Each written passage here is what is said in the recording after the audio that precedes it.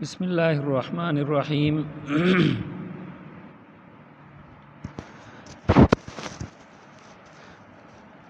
ترمذی ثانی کا سبق ہے باب ما جاء فی الاکل فی آنیۃ الکفار، وبه قال حدثنا زید بن اخزم الطائی قال حدثنا مسلم بن قتیبہ قال حدثنا شعبة عن ایوب عن ابی قلابة عن ابی ثعلبة رضی اللہ عنہ قال سئل رسول اللہ صلی اللہ علیہ وسلم عن قدور المجوس قال انقوها غسلا واطبخوا فيها ونهى عن كل 7 ذي ناب۔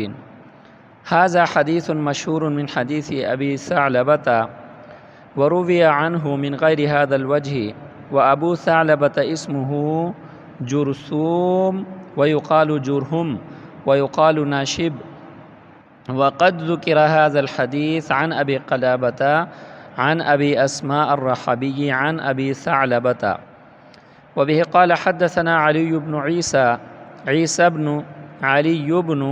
عيسى بن يزيد البغدادي قال حدثنا عبيد الله بن محمد بن القرشي قال حدثنا حماد بن سلمة عن أيوب وقتادة عن أبي قلابة عن أبي أسماء الرحبي عن أبي ثعلبة الخشني رضي الله عنه أنه قال يا رسول الله إنا بأرض أهل كتاب فنطبخ في قدورهم ونشرب في آنيتهم، فقال رسول الله صلى الله عليه وسلم إن لم تجدوا غيرها فارحضوها بالماء، ثم قال يا رسول الله إنا بأرض صيد فكيف نصنع؟ قال إذا أرسلت كلبك المكلب وذكرت اسم الله فقتل فكل، وإن كان غير مكلب فزكيا فكل، وإذا رميت بسهمك وذكرت اسم الله فقتل فكل۔ هذا حديث حسن صحيح۔ اچھا جی،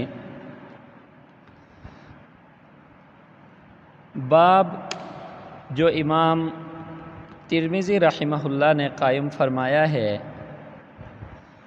اس کے لیے عنوان دیا ہے باب ما جاء فی الاکل فی آنیۃ الکفار، کفار کے برتنوں میں کھانے اور پینے کے بیان میں۔ امام ترمذی رحمہ اللہ نے عنوان قائم فرمایا ہے باب ما جاء فی الاکل فی آنیۃ الکفار، کفار کا لفظ استعمال فرمایا ہے۔ امام بخاری رحمہ اللہ نے آنیۃ المجوس کا لفظ استعمال فرمایا ہے، بعض محدثین نے آنیت اہل الکتاب کا لفظ استعمال فرمایا ہے، اور اس کی وجہ بظاہر یہ ہے کہ اس حوالے سے روایات مختلف ہیں۔ بعض روایات میں مجوس کا لفظ موجود ہے، بعض میں کفار کا لفظ موجود ہے، اور بعض میں اہل کتاب کا لفظ موجود ہے۔ بہرحال کفار ہوں، مجوس ہوں یا اہل کتاب ہوں، قدر مشترک ان میں یہ ہے کہ ان کے برتن عام طور پر نجس ہوتے ہیں، ان کے برتن عام طور پر نجس ہوتے ہیں۔ خمر کی وجہ سے، خنزیر کے کھانے کی وجہ سے ان کے برتن عام طور پر نجس ہوتے ہیں، اور وہ نجاست جو ہے وہ ان کے برتنوں میں قدر مشترک ہے، اس وجہ سے ان تینوں کے برتنوں کا حکم ایک ہی ہے۔ اب اہل کتاب ہوں یا عام کفار ہوں یا مجوس ہوں، ان کے برتنوں میں کھانے کا اور پینے کا شرعی حکم کیا ہے؟ اچھا، حدیث کا میں نے ترجمہ نہیں کیا، اس لیے نہیں کیا کہ اس میں کوئی لفظ مشکل نہیں ہے، بالکل آسان ہے، کوئی بھی ایسا لفظ نہیں ہے جو کہ وضاحت طلب ہو یا مشکل ہو، تو اس لیے میں آنیہ کفار کا شرعی حکم بیان کروں گا۔ اہل کتاب کے برتنوں میں کھانا پینا، عام کفار کے برتنوں میں کھانا پینا، مجوس کے برتنوں میں کھانا پینا، یعنی جو بھی کفار کی جتنی بھی قسمیں ہیں ان کے برتنوں میں کھانے پینے کا کیا حکم ہے، اس میں اختلاف ہے اور دو مذہب ہیں۔ مذہب اول جمہور حضرات کا ہے۔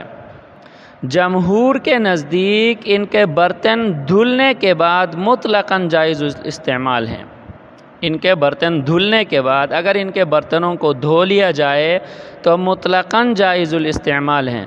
مطلقاً جائز الاستعمال ہونے کا مطلب یہ ہے کہ مسلمانوں کے پاس اپنے برتن موجود ہوں یا نہ ہوں، جب ان کے برتن دھل گئے وہ نجاست کا جو توہم تھا وہ ختم ہو گیا، کیونکہ آپ نے پڑھا ہے کہ اگر برتن نجس ہو تو دھلنے کے بعد پاک ہو جاتا ہے، تو ان کے برتنوں میں بھی چونکہ توہم نجاست ہے تو اس وجہ سے ان کے برتن جب دھل گئے تو پھر پاک ہو گئے۔ اب مسلمانوں کے پاس اپنے برتن موجود ہوں یا نہ ہوں، دھونے کے بعد ان کے برتنوں کو استعمال کرنا جائز اور درست ہے۔ یہ جمہور حضرات کا ہے۔ اور ایک بات یہ بھی فرمایا ہے کہ اگر کفار ایسے ہیں کہ جن کے بارے میں ظن غالب ہو کہ وہ پاک اور صاف رہتے ہیں، نجاست سے مکمل پرہیز کرتے ہیں، وہ اسلامی ملک میں رہتے ہوئے خمر اور خنزیر کا استعمال نہیں کرتے، تو ایسی صورت میں ان کے برتنوں کو دھوئے بغیر بھی استعمال کیا جا سکتا ہے۔ یہ جمہور کا مذہب میں بیان کر رہا ہوں کہ ان کے برتنوں کو اگر دھویا جائے تو مطلقاً استعمال کرنا جو ہے نا وہ کیا ہے، جائز ہے۔ مطلقاً کا مطلب یہ ہے کہ مسلمانوں کے پاس اپنے برتن موجود ہوں یا نہ ہوں۔ اور دوسری بات یہ ہے کہ اگر ایسے کفار کہ جن کے بارے میں ظن غالب ہو کہ ان کے برتن پاک ہیں، وہ اس میں نجس چیز استعمال نہیں کرتے اور ان کو دھو کر پاک صاف کر کے رکھتے ہیں استعمال کے بعد، تو پھر ایسی صورت میں ان کو دھونے کی بھی ضرورت نہیں ہے، بغیر دھوئے بھی ان کو استعمال کیا جا سکتا ہے۔ یہ جو ہے جمہور کا مسلک ہے۔ مذہب ثانی ابن حزم ظاہری کا ہے۔ ابن حزم ظاہری کے ساتھ پہلی بات تو یہ ہے کہ کفار کے برتنوں کو استعمال کرنا ناجائز ہے، اگرچہ آپ کو ظن غالب ہو کہ یہ لوگ پاک اور صاف رہتے ہیں، برتنوں کو پاک رکھتے ہیں، جب تک ان کو دھویا نہ جائے اور جب تک مسلمانوں کے پاس کوئی اور برتن موجود نہ ہوں۔ ابن حزم ظاہری کا مسلک ذرا سمجھ جائیں۔ ابن حزم ظاہری کے نزدیک کفار کے برتنوں کو استعمال کرنے کے لیے دو شرائط ہیں۔ پہلی شرط یہ ہے کہ ان کو دھو کر پاک صاف کر لیا جائے۔ اگر آپ کو ظن غالب نہیں بلکہ یقین بھی ہے کہ یہ برتن کفار کے جو ہیں یہ پاک ہیں، تو پھر بھی ابن حزم ظاہری فرماتے ہیں کہ نہیں، ان کو دھو کر پاک کرنا ضروری ہے، اگرچہ پہلے سے پاک ہوں لیکن ان کو دھونا ضروری ہے۔ اور دھونے کے بعد بھی دوسری شرط یہ ہے کہ مسلمان ان کو اس وقت استعمال کر سکتے ہیں کہ جب مسلمانوں کے پاس اپنے برتن موجود نہ ہوں۔ اگر مسلمانوں کے پاس اپنے برتن موجود ہوں تو پھر جو ہے نا اگرچہ ان کو دھویا بھی جائے تو ایسی صورت میں بھی ابن حزم ظاہری کے نزدیک ان کا استعمال جائز نہیں ہے۔ بہرحال یہ اختلاف تھا آنیہ کفار کے حوالے سے۔ میں نے عرض کر دیا کہ جمہور کا مسلک یہ ہے کہ اہل کتاب کے یہ جو کفار ہیں، کفار کے برتن دھونے سے پاک ہو جاتے ہیں اور ان کو استعمال کرنا جائز ہے، چاہے مسلمانوں کے پاس اپنے برتن موجود ہوں یا نہ ہوں۔ نمبر دو، اگر کفار کے بارے میں یقین ہے، ظن غالب ہے کہ ان کے برتن پاک اور صاف ہیں، تو پھر دھوئے بغیر بھی مسلمان ان کو استعمال کر سکتے ہیں۔ ابن حزم ظاہری کے نزدیک دو شرائط کی موجودگی میں استعمال کر سکتے ہیں۔ نمبر ایک، ان کو دھو لیا جائے۔